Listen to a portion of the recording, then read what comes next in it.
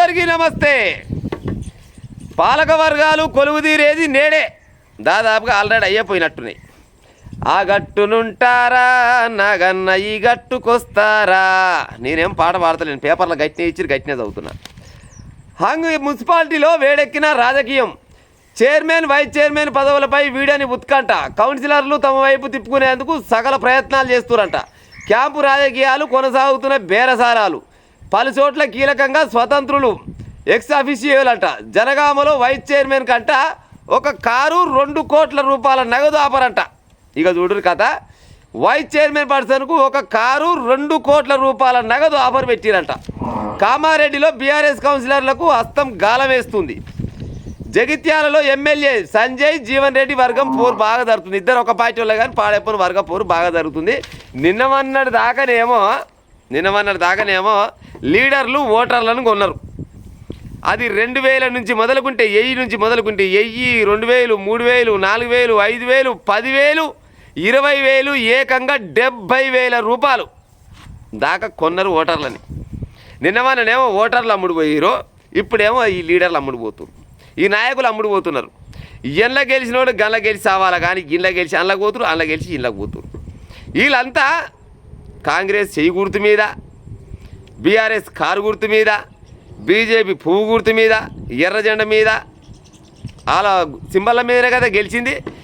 ఎండ్ల గెలిచిన వాళ్ళు గండ్ల ఉంటలేరు, అందులో ఇండ్ల దుంకుతురు, అందులో దుంకుతురు. నిన్న దాకా జనాల దగ్గర ఓట్లను కొనుక్కున్నారు. మేము గెలిచినాం ఏం చేయాలి మరి, మాకు పైసలు కావాలి. చూస్తారు కదా, 2 కోట్ల రూపాయలంట ఒక కార్ అంట. ఇంకా చూడరు కథ. ఆ దరిద్రం తెగపోదు. ఇక 2 కోట్ల రూపాయలు ఒక కారు ఇచ్చినాక దరిద్రం తెగపోదా? ఇక మరి అందరికీ ఉంటుంది అదృష్టం, కొంతమందికే ఉంటుంది. నిమ్మలంగా ఈ ఎలక్షన్లు ఏమక్కడికి చెప్పురు. ఇక ఈ ఎలక్షన్లు పెడితే కర్ర ఉందో బైరాంది అన్నట్టు సంగతి. పైసలు ఉన్నోందే రాజకీయం. ఎవరన్నా గట్టినే సమాజానికి సేవ చేద్దామనో, జనాలకు ఏదైనా 4 మంచి పనులు చేద్దామని అనుకుంటాడు. రాజకీయం రానక్కర్లేదు, రాడేమో కూడా పాడైపోను. ఎవరి దగ్గర రూపాయలు ఎక్కువ ఉంటే గాలే రాజకీయ నాయకులు. ఇక నిమ్మలంగా మరి వెనక లెక్క రాజులు అలా ఎవరు కర్ర ఉందో బైరాంది అన్నట్టు రాజుల లెక్క పరిపాలిస్తే అయిపోతుందిగా లెక్క. మరి ఈ ప్రజాస్వామ్యం ఏడవుంది చెప్పురిగా. ప్రజాస్వామ్యం ఏడవుంది. మన తెలంగాణలో ఉండొచ్చునా, అంతలో గిట్టే ఉండొచ్చునా. ఎల్ల గెలిచిన వాళ్ళు గండ్ల ఉండాలి. వాస్తవానికి చెప్పాలంటే నేను నిన్నమన్నా కూడా చాలా రకాలుగా చాలా ఊర్ల పోయి మండలాల పోయింటి, ఎక్కడెక్కడ మున్సిపాలిటీ ఎలక్షన్లు ఉన్నాయో అక్కడక్కడ చిన్న ఎంక్వైరీ కానీ పోయిన సీక్రెట్గా పోయినప్పుడు ఒక్కొక్క కార్యకర్తని అడిగిన. నేను ఏమని అడిగినా, అన్న ఎవరు గెలుస్తుండొచ్చు అన్న అంటే మా వాడే గెలుస్తాడు. మరి మీ ఊరి గురించి మీ ఊరికి గెలుస్తాను ఇంత గట్టిగా చెప్తున్నాం, ఎట్ట చెప్తున్నాం అంటే మా ఊరి గురించి సపరేట్ టీమే తిరుగుతున్నాం మేము. నిధులు కంటిలో ఒత్తులు పెట్టుకొని మరీ తిరిగిరంట గెలిపిస్తందుకు.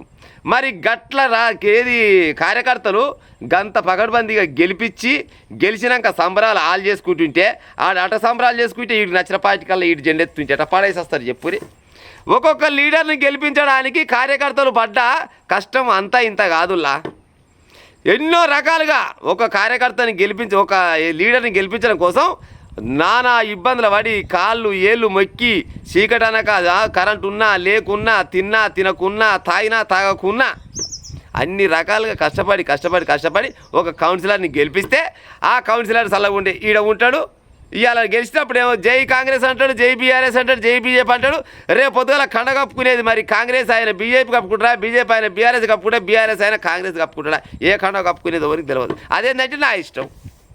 నేను నాకేమైనా పుణ్యాన్ని కోట్లేసినా, మీరేమన్నా నాకేమైనా పుణ్యాన్ని కోట్లేసినా అరే నేనేమన్నా ఓ వంగవాడి పాడైపోరు, నడువులని బీక్తున్నాయి, మోకాలు మొత్తం 7 కాలికి చెక్కలు అయినాయి, కాలు మొక్కి. మరి ఏం చేయమన్నావు? మరి నా ఇష్టం వచ్చే కాడికి పోతాను అన్నాడు. అందుకోసం ముందుగానే చెప్పిన. నేనేం చెప్పినా, నిన్నమన్ననేమో ఓటర్లు ఓట్లు అమ్ముకోరు, ఇవాళనేమో ఈ లీడర్లు ఏమో సీట్లు అమ్ముకుంటురు. ఇంకా పెద్ద పరాకేముంది చెప్పురాడా? ఏం పరాకేం లేదు. అలా గట్ట చేసి వీళ్ళు గిట్ట చేసి రేపన్నాడు గీలని ఏదైనా పని పడిపోతే పని చేస్తారు. లైలు పని చేస్తారా? ఒక్కొక్క కౌన్సిలర్ గెలవడానికి దగ్గర 30 లక్షల నుంచి 7 కోట్ల రూపాయల వరకు అయినాయంట. 7 కోట్ల రూపాయలు కూడా మొన్న కాలే మొయినాబాద్ దగ్గర 7 కోట్ల రూపాయలు పెట్టి గెలిచిండు గాయన అంటే ఇక మరి ఏం పని చేస్తుండొచ్చు లాలు? 7 కోట్ల రూపాయల పని జరుగుతుండొచ్చునా? ఈ 5 ఏళ్లలో ఆయన 7 కోట్ల రూపాయల పని చేస్తుండొచ్చునా? మరి 7 కోట్ల రూపాయల పని చేస్తే మరి ఈయన 7 కోట్లు ఎప్పుడు వెళ్ళాలి? మరి ఇక 7 కోట్ల రూపాయలు ఎప్పుడు వెళ్ళాలి?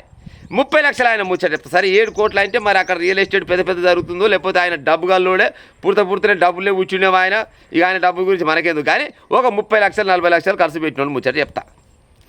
40 లక్షల రూపాయలు ఖర్చు పెట్టి గెలిచిండంటే రూపాయి బయటికి ఇచ్చుకున్నా కానీ 40 లక్షలకు 1,1000 రూపాయలు పెట్టుకున్న 40,000 రూపాయలు. 40,000 రూపాయలు పెట్టుకుంటే భార్య పిల్లలు అమ్మ నాయన రాజలెక్క బతకొచ్చు. సన్నబియ్యం పోదిని వారానికి 2 సార్లు చికెన్ కూర తెచ్చుకొని ఒకనాడు మటన్ కూర తెచ్చుకొని తిన్నా కూడా ఆ మిత్తి పైసలతోటి ఒడిసరి ముచ్చట. 40-50 లక్షలు ఖర్చు పెట్టుకొని గెలిచినాక రేపన్నాడు అభివృద్ధి చేయమంటే యాడికెళ్ళి చేస్తారు, ఎట్లా చేస్తారు చెప్పురిగా. మరి ఓ పని చేయాలి, ఇక ఎలక్షన్లో ఏమొద్దు కానీ ఎవరెక్కువ పైసల కుప్ప ఆడ పోస్తే ఇక గాలకే ఇస్తాం. రానున్న రోజులలో గట్టినే అవుతాడు పాడైపోను నెరి మీరేమని అనుకోరు కానీ ఈ 10-12 ఏళ్ళ నుంచి మాత్రం ఓటుకు మాత్రం పైసలు బాగా బలపిరమైపోయింది. ఓటు మస్తు పిరమైపోయింది. అది 1000 రూపాయల నుంచి ఏకంగా 70,000 రూపాయల వరకు పలుకుతుంది ఓటు. అంటే నిజంగా ఓటు హక్కు కల్పించిన బాబాసాహెబ్ అంబేద్కర్ గారు మళ్ళీ ఉడితే ఈ ఓట్ల నాడు వరకు చూస్తే దెబ్బకు ఆత్మహత్య చేసుకుంటుండొచ్చు అనకూడదు ఆ మాట నేను. కానీ నిజంగా కూడా ఆ బాబాసాహెబ్ అంబేద్కర్ గారు ఈ ఓటు హక్కును కొట్టేస్తాడేమో పాడైపోను. మరి గంతగానం దిగజారిపోయారు. ఓటర్లు గట్టినే ఉన్నారు, లీడర్లు గట్టినే ఉన్నారు. ఎప్పుడైనా కానీ గతంలో ఏం చేసేదంటే లీడర్లు ఓటర్లను మోసం చేసేది. ఇప్పుడు ఏం చేస్తున్నారు, ఓటర్లు లీడర్లను మోసం చేస్తున్నారు. ఈ గెలిచినాక లీడర్లు ఏం చేస్తున్నారు, మళ్ళా వాళ్ళ స్వార్థం కోసం గెలిపించిన కార్యకర్తలు ఉంటారు కదా వాళ్ళని మోసం చేసి వాళ్ళకి నచ్చిన పార్టీ పోయి కండ కప్పుకుంటారు. ఏది పచ్చగా ఉంటే ఆడిపోతారు. ఎచ్చగా ఉన్న కాడనేమో పండాలే, పచ్చగా ఉన్న కాడనేమో తినాలి. పచ్చగా ఉన్న కాడ మంచిగా తిని ఎచ్చగా ఉన్న కాడ అంత ఏముంది, నిన్నమాన ఎడగెలిస్తే ఏముంది. ఈ ప్రస్తుతానికైతే నాకు 10 వస్తుంది, లేకపోతే 4 రూపాయలు వస్తున్నాయి.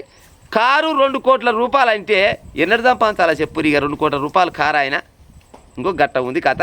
అందుకోసమనే జనాలు మమ్మగాని మీరు వశలు తీసుకొని ఓటేయగుట్టే ఆడ రేపన్నాడు ఓ సీట్ అమ్ముకుని అనుకో గల్ల పట్టి పాతసేపు చేతులు పట్టుకొని ఎట్టమ్ముడు పోతావు బిడ్డ, నేను నీకు ఓటేసినా, నీ కాంగ్రెస్కి వేసినా లేకపోతే నీ బీజేపీకి వేసినా నీ బీఆర్ఎస్కి వేసినా లేకపోతే నీ ఎర్రజెండా పార్టీకి సంబంధించిన సుత్తికోడలకి వేసినా నువ్వు గెలిచి ఈ ఓట్లో ఇళ్ళ గెలిచినోడివి ఇళ్ళనే ఉండాలి కానీ ఇంకొక పార్టీకి ఎట్ట పోతావని నిలదీసి అడగవచ్చు. కానీ అడిగే ఓటర్ ఉన్నాడా? ఎట్లా అడుగుతాడు చెప్పు. గట్టిగా పోయి అడిగితే నువ్వు పుణ్యానికి వేసినావు తాత నాకు ఓటేమన్నా తీసుకోలే 5,000 రూపాయలు 5,000 తీసుకోలేదే. 5,000 ఇచ్చి కాళ్ళ మీద పడితే ఓటు వేసినావో వేయలేదో నమ్మకంతో ఒక పాడైపోయి నువ్వు వేసినామని గ్యారంటీ ఉంది. నీ జాగాలు ఇంకో లేచిరేమోలే అని అభ్యర్థన కాలం వచ్చింది. అవునా కాదా ప్రజలారా చెప్పురి.